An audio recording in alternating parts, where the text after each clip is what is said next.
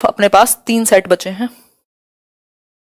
देखिए ये है दूसरा पेपर, ये बिल्कुल रीसेंट पेपर्स हैं। देखिए एक बार, most critical child development and pedagogy, most critical period of acquisition and development of language, भाषा के विकास के लिए सबसे तेजी से और सबसे संवेदनशील काल कौन सा है। मल्टीपल टाइम्स ये क्वेश्चन पूछा गया है आज तक सीटेट में। फटाफट से आंसर करो बहुत तेजी के साथ। लाइक और शेयर हर मिनट पे करते रहना है। लाइक बार बार नहीं होता बट शेयर हो सकता है, मजाक कर रही हूं। खैर आंसर देते रहो, उतना काफी है। अभी बताओ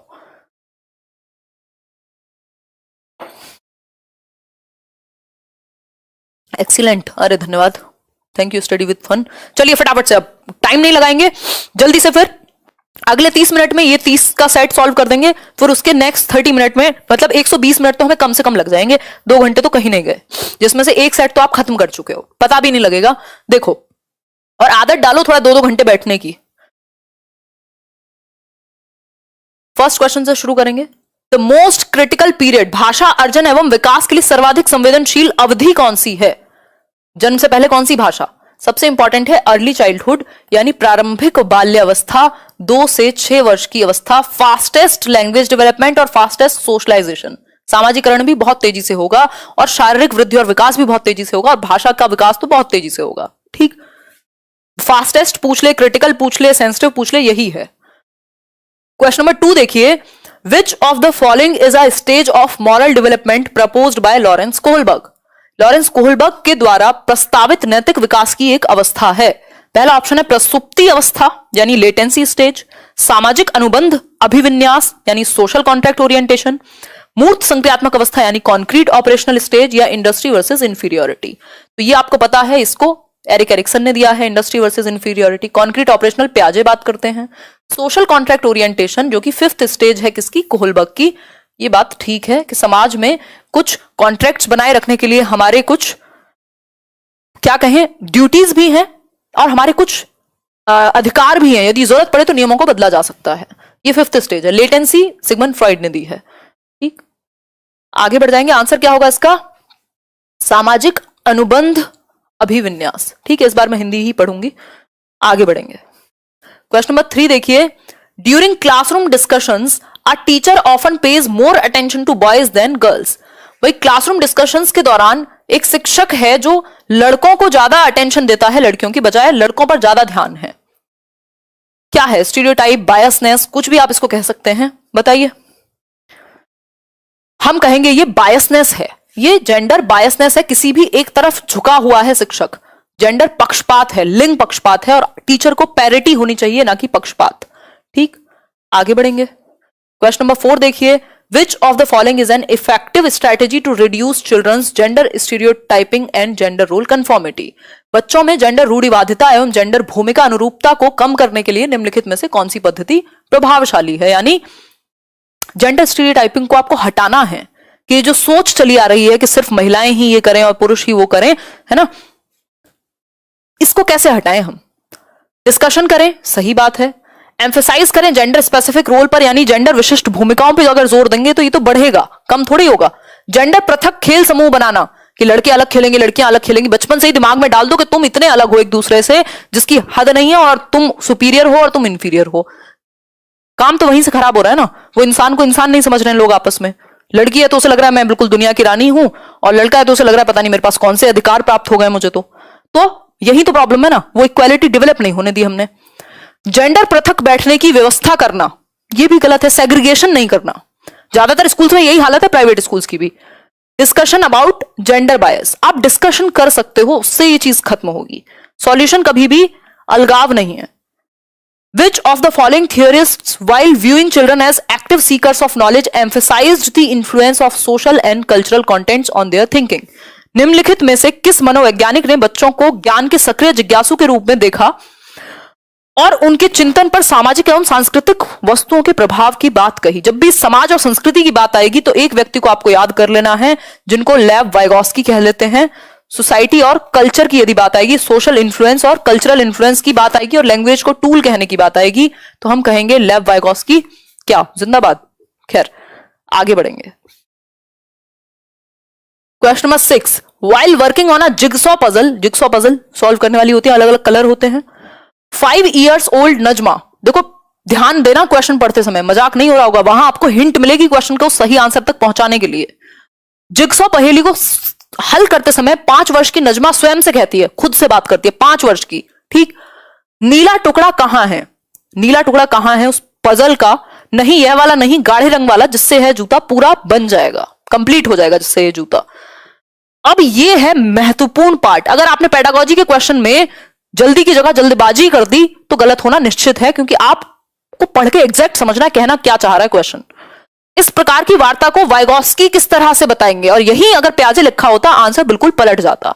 5 वर्ष, आपको याद होगा 3 से 7 या 2 से 7 के आसपास मैंने आपको एक स्टेज बताई थी जिसको प्राइवेट स्पीच कहते हैं। तो पहला हिंट तो ये था कि 5 साल की बच्ची है तो प्राइवेट स्पीच में आएगी। दूसरी बात, खुद से बोल के बात कर रही है। तीसरी बात, वाइगोस्की के अनुसार सिंपल बात है, प्राइवेट स्पीच यानी निज वाक या व्यक्तिगत वार्ता इसको हम कहेंगे। अगर प्याजे के अकॉर्डिंग होता तो ईगोसेंट्रिक स्पीच हो जाता। ठीक, आगे बढ़ेंगे। क्वेश्चन नंबर 7 देखिए फटाफट से। Giving cues to children and offering support as and when needed is an example of, यानी बच्चों को संकेत देना तथा आवश्यकता पड़ने पर सहयोग प्रदान करना निम्नलिखित में से किसका उदाहरण है? बताइए एक बार, जल्दी से जवाब दीजिए। बच्चों को संकेत यानी क्यूज यानी हिंट देना और जरूरत पड़ने पर टेम्परेरी हेल्प देना, क्या कहेंगे? स्कैफोल्डिंग, मचान, पार, ढांचा, जो आप कहना चाहें, ये अस्थायी मदद है, जब तक दी जाएगी जब तक बच्चा अटक रहा हो। जैसे ही वो स्वयं करना शुरू करेगा, इसमें हाफ सॉल्व प्रॉब्लम हो सकती है, आपने आधा सॉल्व कर दिया, कोई स्टेप सॉल्व कर दिया, बच्चे को हिंट दे दी, है ना। Which of the following behaviours characterise the concrete operational stage as proposed by Jean प्याजे? जीन प्याजे के द्वारा प्रस्तावित मूर्त संक्रियात्मक अवस्था को कौन विशेषित करता है? कल मैं कोशिश करूंगी अगर थोड़ा और पहले सेशन ले लूं 9 बजे से भी, मैं बता दूंगी टाइमिंग क्या रहेगा। फटाफट से आंसर करो क्योंकि बड़े सेशन होंगे अब कुछ दिन तक। कॉन्क्रीट ऑपरेशनल स्टेज के बच्चे के अंदर क्या आएगा? कॉन्क्रीट ऑपरेशनल स्टेज के बच्चे के अंदर CCS आ जाता है। चौधरी चरण सिंह यूनिवर्सिटी की बात नहीं हो रही है। CCS है कंजर्वेशन, क्लासिफिकेशन, सीरिएशन। ठीक है बात। तो कंजर्वेशन और क्लास इंक्लूजन यानी क्लासिफिकेशन वो सीख जाएगा, वर्गीकरण वो सीख जाएगा, और कंजर्वेशन वही एक्सपेरिमेंट याद कर लेना है जिसमें इरिवर्सिबिलिटी की बात हुई थी। प्याजे की वीडियो, ये सारे वीडियोस कराए हुए हैं। ये कब आएगा? फॉर्मल ऑपरेशनल में, ये सेंसरी मोटर में, ये इरिवर्सिबिलिटी ऑफ थॉट, ये आएगा 2 से 6 प्री ऑपरेशनल में। ठीक, प्याजे की 4 स्टेजेस हैं, SPCF। आगे बढ़ेंगे। ये 7 से 11 वर्ष की स्टेज थी concrete operational. Which of the following is a Piagetian construct in the context of cognitive development? Piagetian यानी प्याजे के द्वारा दिया गया संज्ञानात्मक विकास के संदर्भ में कौन सी एक बात सही है? बताइए एक बार। स्कीमा है, ऑब्जर्वेशनल लर्निंग है, ऑब्जर्वेशनल लर्निंग आपको पता है। बेंड्यूरा बात करते हैं, मैंने एक थ्योरी में डिस्कस किया हुआ है यहीं।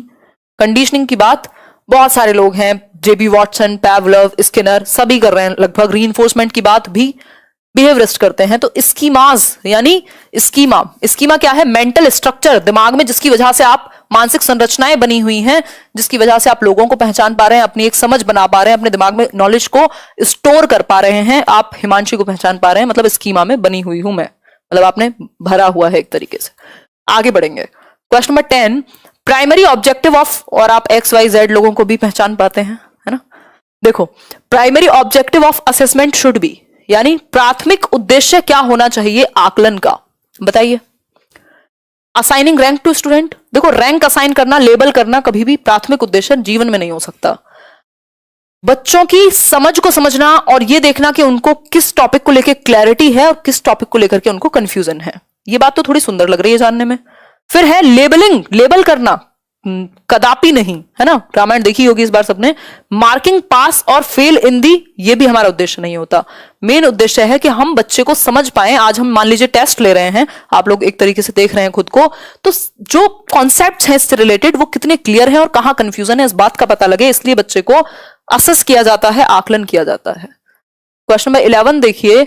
विच of the following statements about intelligence is correct, यानी इनमें से कौन सी एक बात सही है बुद्धि के विषय में? बुद्धि के विषय में कौन सी एक बात सही है? इंटेलिजेंस फिक्स होती है, एक्यूरेटली मेजर कर सकते हैं, यूनिटरी यानी एक सिंगल फैक्टर है, या फिर इंटेलिजेंस एक मल्टी डायमेंशनल सेट है और कॉम्प्लेक्स एबिलिटीज इसके अंदर पाई जा सकती हैं। ये कौन है? जियो शेर। अरे अनिरुद्धा द्विवेदी, धन्यवाद अनिरुद्ध। खैर देखिए, intelligence is multi dimensional and a set of complex abilities, यानी बुद्धि एक बहुआयामी प्रक्रिया है तथा जटिल योग्यताओं का एक समूह है। कॉम्प्लेक्स एबिलिटीज जुड़ी हुई हैं, गुथी हुई हैं, मल्टी डायमेंशनल है। ये टॉपिक है आपका। जो मल्टीपल इंटेलिजेंस की बात करते हैं, जिनकी हम बात करें गार्डनर की, वो भी तो यही कह रहे हैं, है ना। तो ऐसा नहीं है कि फिक्स है, ये है वो है, या सिर्फ एक तत्व को बुद्धि कहेंगे। आज की डेट में हम बुद्धि को मल्टी डायमेंशनल मानते हैं, D option. Ruhi always thinks of multiple solutions to a problem, many of which are original solutions, यानी रूही हमेशा समस्या के एकाधिक मतलब एक से अधिक समाधानों के बारे में सोचती है। कोई प्रॉब्लम उसके सामने रखो, वो 50 आपको सॉल्यूशन बताएगी या तरीके बताएगी, दिशाएं बताएगी। इनमें से काफी समाधान मौलिक होते हैं। इसमें से ज्यादातर जो समाधान वो सोच पा रही है वो क्या है, ओरिजिनल थॉट है उसका, उसके अपनी दिमाग की उपज है।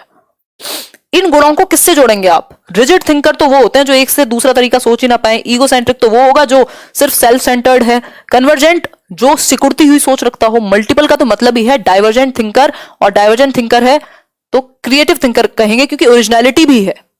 तो क्रिएटिविटी में डाइवर्जेंट थिंकिंग जुड़ी होती है, या जो बाकी चीजें होती हैं, brainstorming, lateral thinking, out of the box thinking, ये सब जुड़ी हुई होती हैं क्रिएटिविटी से, कुछ नया सोचने से, कुछ नया करने से।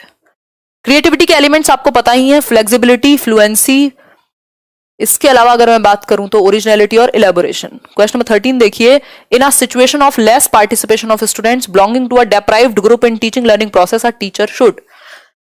भाई, शिक्षण अधिगम प्रक्रिया में वंचित समूह से संबंधित विद्यार्थियों के द्वारा सहभागिता कम होने की स्थिति में एक शिक्षक को क्या करना चाहिए? एक वंचित समूह का बच्चा है जो कम भाग लेता है, उस स्थिति में क्या करेंगे आप?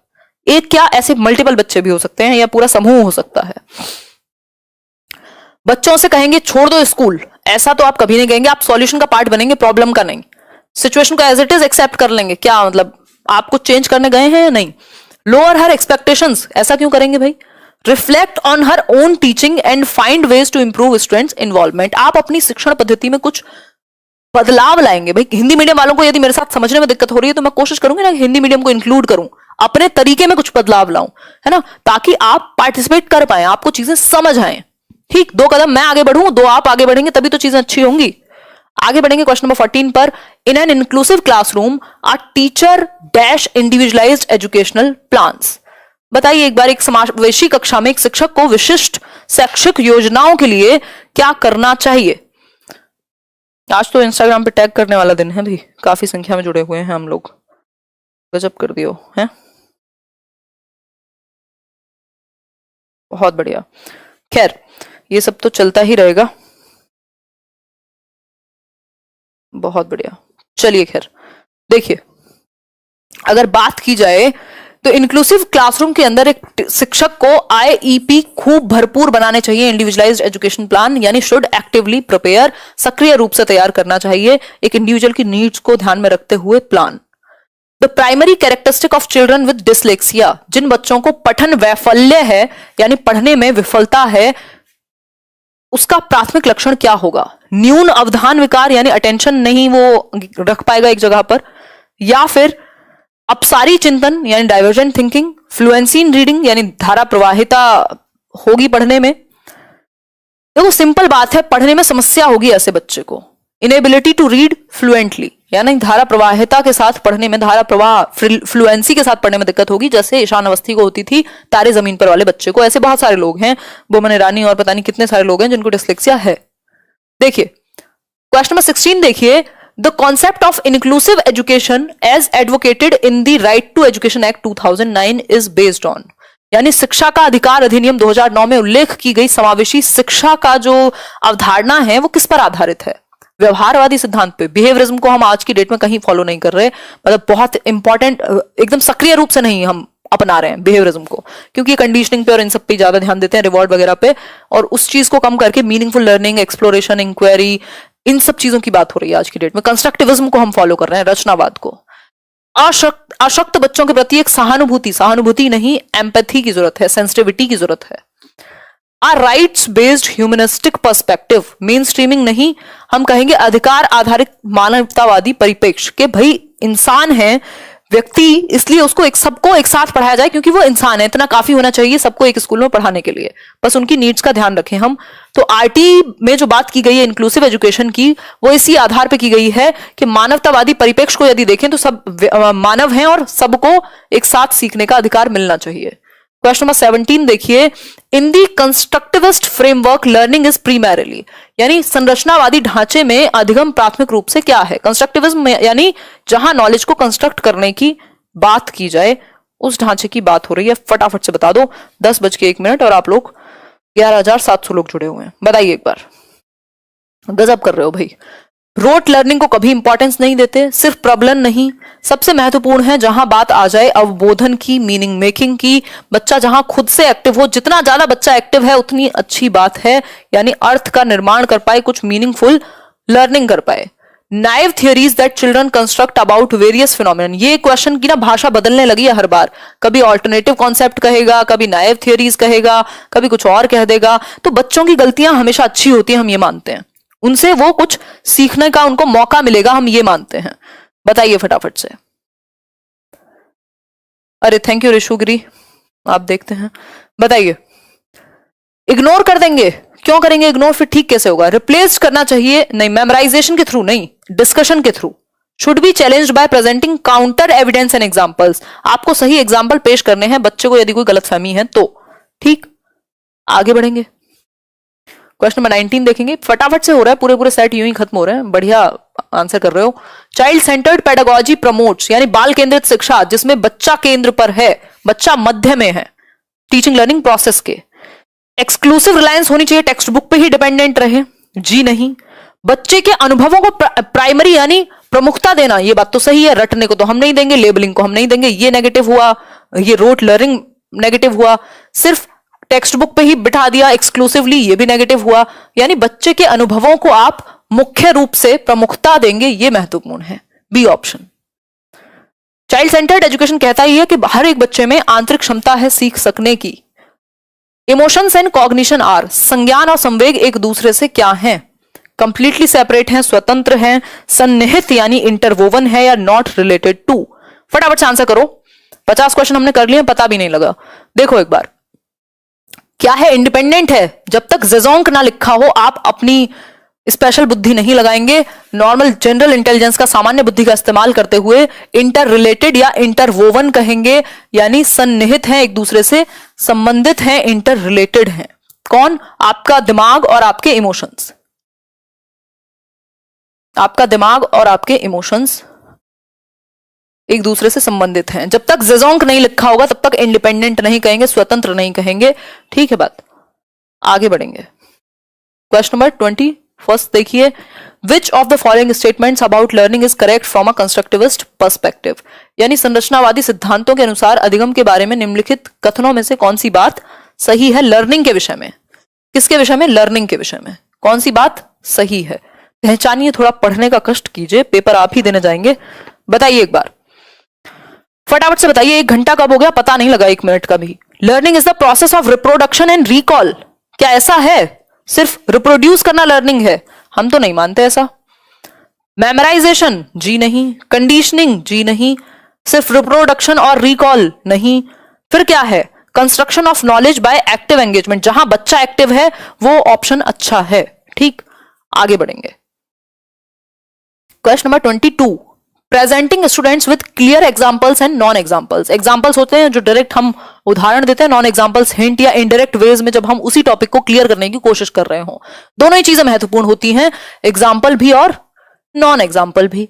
ठीक, बताइए, जवाब दीजिए। इतनी वीडियोस बनाई हुई है अरविंद, सिर्फ वीडियोस देख लोगे ना तो भी हो जाएगा। बताओ, अभी स्ट्रैटेजी शेयर की थी, उसको देख लो, उस वीडियो को, उसमें बताया हुआ है कैसे करोगे 1 महीने में। एक इफेक्टिव वे है कॉन्सेप्चुअल चेंज का, कह सकते हैं अच्छे कॉन्सेप्ट्स बनाने के लिए एक बेहतर तरीका है कि बच्चे को एग्जांपल्स और नॉन एग्जांपल्स, डायरेक्ट और इनडायरेक्ट, सभी तरीके से समझाया जाए। कंफ्यूजन नहीं, इससे तो कंफ्यूजन क्लियर होगी, गैप बढ़ेगा नहीं, कॉज नहीं होगा, ये तो भरेगा gap. Procedural knowledge rather than conceptual understanding, ऐसा नहीं है, कॉन्सेप्ट्स क्लियर होंगे बच्चे के, जो कि जरूरी है। भाई अगर मैं आपको एग्जांपल भी दूं, कुछ दिखाऊं भी, उससे रिलेटेड कोई और बात भी बताऊं, तो आपकी तो कॉन्सेप्ट क्लैरिटी आएगी ना, अवधारणात्मक परिवर्तन होगा। क्वेश्चन नंबर थर्ड देखिए, repeatedly asking children to engage in learning activities either to avoid punishment or to gain a reward. जब भी आप बच्चे को ये कहते हैं बार बार कि या तो तुम्हें रिवॉर्ड मिलेगा या तो पनिशमेंट से बच जाओगे, इसलिए पढ़ लो क्योंकि सैलरी मिलेगी, इसलिए पढ़ लो क्योंकि समाज या रिश्तेदार बहुत अच्छा कहेंगे तुमको, जीवन ऐसे ही जीने लग जाएंगे फिर एक टाइम के बाद, है ना। देखिए एक बार अगर मैं बात करूं तो पनिशमेंट को अवॉइड करने के लिए या फिर रिवॉर्ड गेन करने के लिए सिर्फ और सिर्फ इसलिए अगर आप बार बार बच्चे को एक्टिविटी में इन्वॉल्व होने के लिए कहेंगे, कभी भी इस बात पर फोकस नहीं करेंगे कि तुम्हें कुछ सीखने को मिलेगा, वो लाइफ में कुछ अच्छा तुम्हें बनाएगा।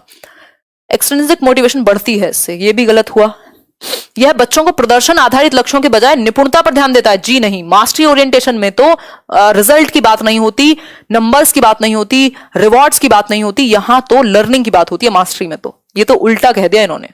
Decreases children's natural interest and curiosity involved in learning. अधिगम में बच्चों की स्वाभाविक जो अभिरुचि है, जो उनका नेचुरल इंटरेस्ट किस चीज में, वो कभी नहीं पता लगेगा उन्हें, क्योंकि आपने तो इसीलिए दौड़ाया कि इधर ज्यादा रिवॉर्ड है, इधर कम पनिशमेंट है, तो इसी चीज से बचते रह गए। उन्होंने अपनी नेचुरल टैलेंट को पहचान ही नहीं पाएंगे कभी। क्वेश्चन नंबर 24 देखिए, which of the following practices promote meaningful learning. यानी सार्थक अधिगम को बढ़ावा कौन सी एक एक्टिविटी देती है, ये आपको बताना है। फटाफट से आंसर कीजिए, तभी हम जाएंगे आगे। Corporal punishment. मीनिंगफुल लर्निंग का मतलब ये बच्चा एक्टिव है, अर्थपूर्ण होगा। इसका जस्ट उल्टा है रोट लर्निंग, रटना। पहला ऑप्शन है कॉर्पोरल पनिशमेंट, शारीरिक दंड देकर के। जी नहीं, शारीरिक दंड देकर के तो रोट लर्निंग रटवा सकते हो आप।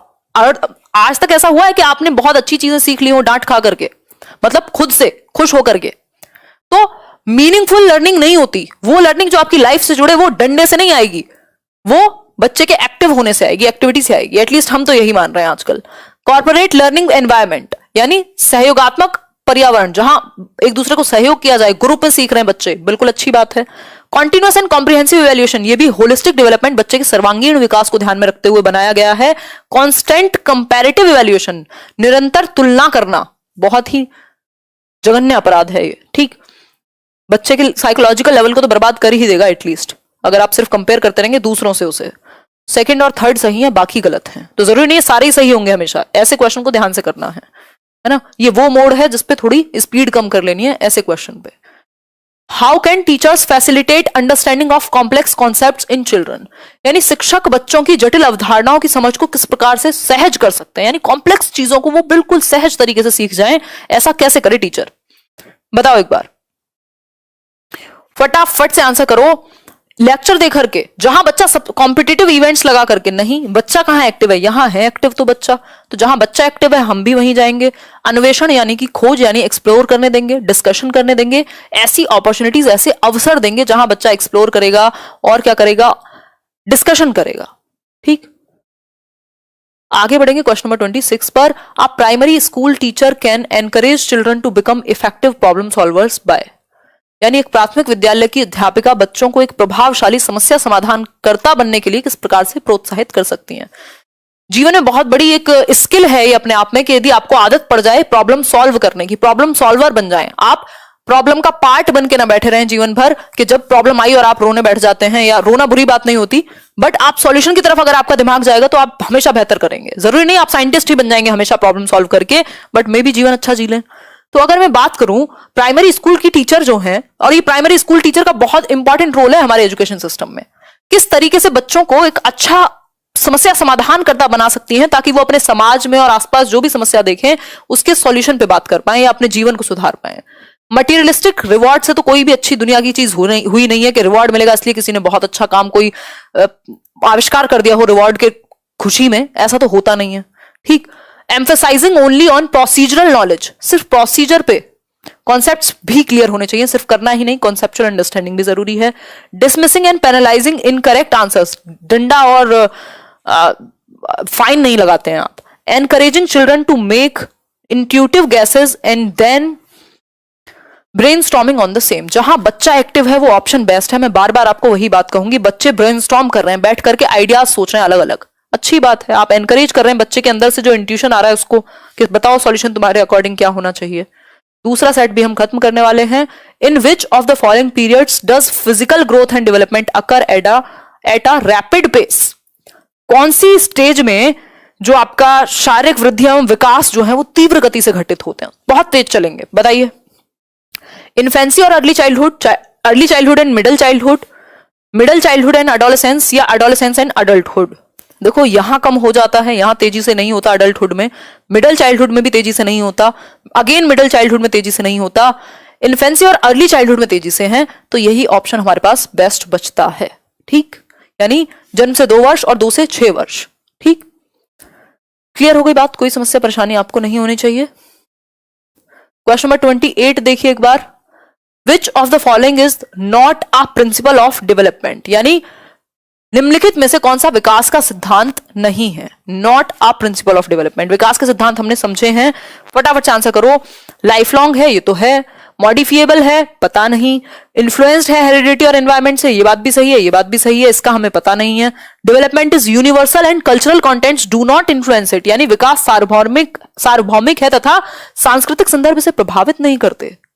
फिर वाइकॉस्की क्या कहानी कह रहे हैं कि समाज और संस्कृति प्रभावित करते हैं विकास को है? ये बात तो सही हो गई। एक मिनट, मतलब ये बात तो उल्टी हो गई, ये बात तो गलत हो गई, क्योंकि डू नॉट लिख दिया ना, ये तो करते हैं प्रभावित, इन्होंने कहा नहीं करते प्रभावित। आपकी संस्कृति, आपका समाज प्रभावित करेगा आपके विकास को। मॉडिफिएबल है, रिवर्सिबल नहीं है, वापस नहीं जाएगा, बट चेंज तो ला सकते हो आप अपने जीवन में कभी भी। हमेशा आप विकसित तो हो ही रहे हो ना, बेहतर की तरफ तो बढ़ ही रहे हो, तो मॉडिफाई तो हो सकता है, लेकिन ये नहीं कह सकते कि संस्कृति का प्रभाव नहीं है या यूनिवर्सल है कि समाज और संस्कृति का कोई प्रभाव नहीं है, ये कहना गलत होगा। क्वेश्चन नंबर 29 देखिए, the primary cause of individual variations, यानी व्यक्तिगत विभिन्नताओं का प्राथमिक कारण। इंडिविजुअल डिफरेंसेस मतलब मैं और आप अलग क्यों हैं, कोई भी दो लोग बिल्कुल सेम क्यों नहीं होते, इस बात का रीजन बताइए। इस बात का एक ही रीजन है कि हमारी जो हेरिडिटी और एनवायरमेंट है उनके बीच में एक अन्योन्य क्रिया है, आनुवंशिकता और पर्यावरण के बीच में एक जटिल पारस्परिक क्रिया चलती रहती है, जिसको हम complex interplay of heredity and environment, nature nurture interaction कहते हैं। हेरिडिटी को नेचर और एनवायरमेंट को नर्चर कहते हैं। हेरिडिटी फिक्स्ड है, स्टैटिक है, जबकि एनवायरमेंट डायनेमिक है, यानी पर्यावरण जो है वो गतिशील है, परिवर्तनशील है। Which of the following are examples of secondary socialising agency, यानी द्वितीयक सामाजिकरण एजेंसी का उदाहरण कौन से हैं? बताइए फटाफट से, आंसर कीजिए। ये लास्ट क्वेश्चन इस सेट का गजब कर दिया भाई आप लोगों ने। हम लोग 12,000 लोग जुड़े हुए हैं और 12,000 लाइक भी हैं, बहुत बढ़िया। कुछ लोग सो भी गए होंगे ना जाके बीच बीच में, खैर बहुत बढ़िया। इतनी रात को, वो भी आज 10:15 बजे, जो आपके सोने का समय होता है। पेपर की आग दिख रही है आप लोगों में। हाँ सही कह रहे हो, आज सब लाइव क्लास का रिकॉर्ड टूट गया। देखिए, अगर मैं बात करूं तो आंसर क्या होगा इसका? सेकेंडरी, आपको स्कूल पकड़ना है, ढूंढना है स्कूल कहां है। एक तो यहां है स्कूल, और तो कहीं स्कूल है ही नहीं, तो जब स्कूल से बेहतर तो सेकेंडरी का एग्जाम्पल बना ही नहीं है। यहां भी फैमिली, यहां भी फैमिली, ये तो प्राइमरी ही होना चाहिए। बेशक दूसरा गलत हो, बट फैमिली आ गया तो सेकेंडरी तो हो ही नहीं सकता ना। अब नेबरहुड को यहां आप प्राइमरी में बता रहे हो, यहां आप सेकेंडरी में। नेबरहुड से फर्क नहीं पड़ता, आपको ये देखना है स्कूल और फैमिली कहां खेल रहे हैं। अगर स्कूल है तो सेकेंडरी, फैमिली है तो प्राइमरी। हमेशा ऐसा होगा जरूरी नहीं है, बट आपको इन दोनों चीजों से आंसर जरूर मिल जाएगा अपना। आउट ऑफ 30 ये वाले सेट में कितने आए, या वैसे तो हम 60 क्वेश्चन कर चुके हैं अब तक, आउट ऑफ 60 कितने आए ये भी बता सकते हो अब तक। 30 सेकंड का ब्रेक लेंगे, आगे बढ़ जाएंगे नेक्स्ट सेट की तरफ। 4 सेट करने हैं, जिसमें से 2 सेट खत्म कर लिए, यानी 50% काम हमने अपना खत्म कर लिया है, और आप लोगों की एनर्जी बरकरार है। आप लोग फटाफट से सॉल्व भी कर रहे हैं, और मेरी भी एनर्जी कम हुई नहीं है इस 1 घंटे के अंदर, जबकि लगातार काफी तेज बोलना पड़ता है ऑनलाइन के साथ। यही एक थोड़ी सी समस्या है कि यहाँ आप, मेरा वैसे पेस भी तेज ही है, मेरे से बहुत धीरे बोला भी नहीं जाता। देखो एक बार, बहुत बढ़िया, 57, 58, 59,